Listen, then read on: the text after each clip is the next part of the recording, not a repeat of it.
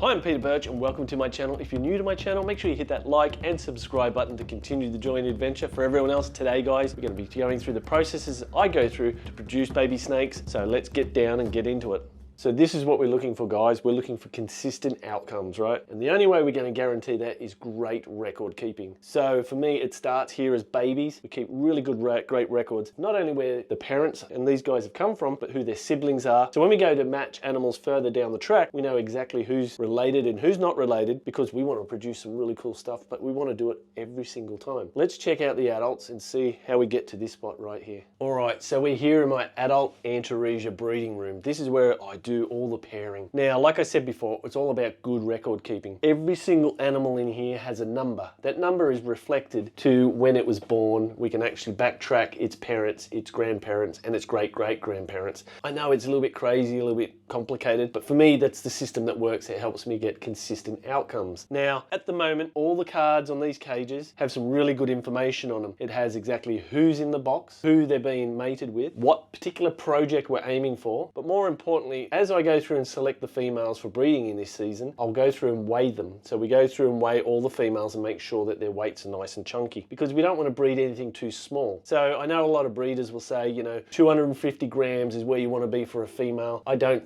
believe that's true 100%. You can go that small, but what you're doing is you're risking the female. The female is going to produce eggs. She's not going to produce a big clutch, and she's at high risk of becoming egg bound. So don't be in a hurry. Take it nice and slow. Get the females up nice and heavy. Get a nice big chunky clutch of eggs, man, because that's what the job's about, getting big chunks of eggs, and then keep that body weight on them, and you should be able to do it year after year, or even second or every third year. There's no real rules when it comes to breeding snakes like that. So the other cool information that I do in here that helps me work is if I catch a snake ovulating, I'll put the date down and I'll highlight it. So I do copulations as well. So when they're mating, I'll capture those dates as well. More importantly, the ovulation information really isn't super important for me. It's about the pre-lay sheds. So then we also write down the pre-lay sheds and we mark it with a different color. So when I walk in the room, I can now look around and go, okay, blues means pre-lay sheds. I can look at those dates and go roughly around 30 to 40 days, should be seeing some eggs. Now, what does eggs mean? Eggs means the next color. So the next color will be yellow, which means we've got a clutch of eggs here. And more importantly, I know it's going to be crazy, guys, and I know I do things that are a little bit out there, but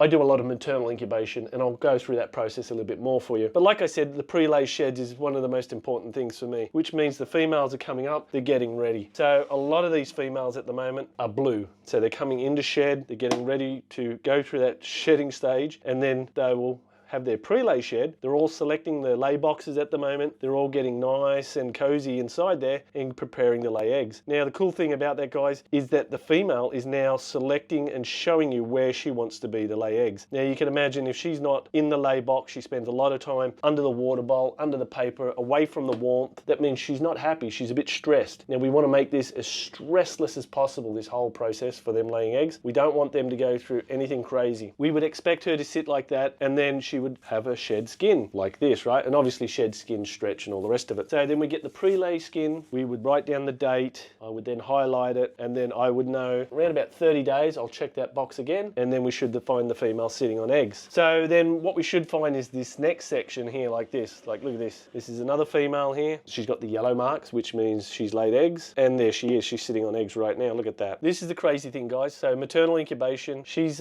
been sitting on these eggs now for about 3 weeks. So about 21, 22 days, sitting on those eggs, and look at those eggs. They look nice and beautiful. Nice, clean, chunky, beautiful eggs. And mama looks absolutely happy to be there. So we don't want to stress her out too much, obviously. So we'll close that back up and we just sort of let her do her thing. Now, during the maternal incubation, I particularly don't harass the girls. So I only check on them about once to twice a week, just to make sure that they're doing everything fine. Now, if there's a slug egg in there, you can imagine that could cause some issues. But because the way I incubate, or these girls maternally incubate, we don't end up with these problems at all. And I mean, look at this, guys. Here's another female sitting on a clutch of eggs right here. And once again, maternal incubation. That's right. So what am I doing? nothing at all. I'm letting mum do all the work here, exactly like Mother Nature intended. Now, as you can see, this big, beautiful girl's sitting on the eggs, and you can see that slight movement that she does. That's called thermogenesis. So she's actually incubating or temperature regulating her eggs. Now, if they get too hot, the females will release just like this. I'm just going to show you here. She will release the coils a bit,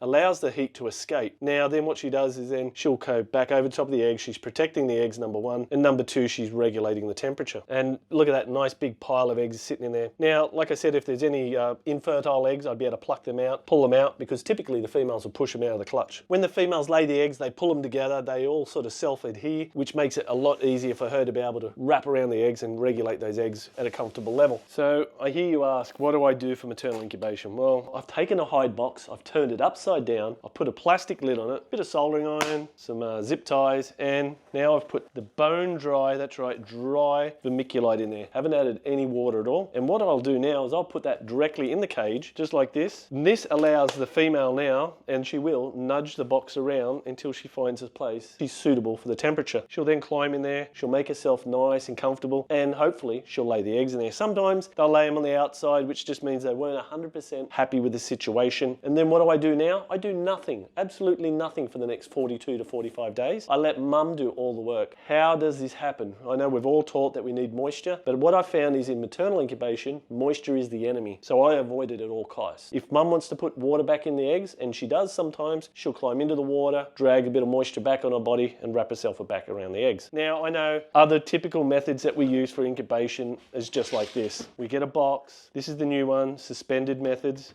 So we're just going to have a little bit of moisture underneath. The eggs sit on top. We encapsulate it. Now what that does is it causes this massive 100% humidity box. We get all this moisture building up inside there. It does work, but you also have some fungal outbreaks if you haven't done anything and kept things clean. And doing it like that, so this is artificial incubation, so many different ways to do the same thing. Suspended method just seems to be a lot better. You can still use perlite, vermiculite, or both combinations, and I prefer to using vermiculite in these sort of situations. I'll put the vermiculite in there. That way I don't want too much water in there. The reality is using artificial incubation, you know, you get 80 to 95% success rate. This way here, you're going to get 95 to 100, and the baby's going to come out bigger, stronger, and more robust. And for me, that's exactly what I want to see and make it work. And what would I know? It's all about getting the success, right? And I'm guessing you're asking, what is this? This is what it looks like to be successful. That's right. How many do you think's in here?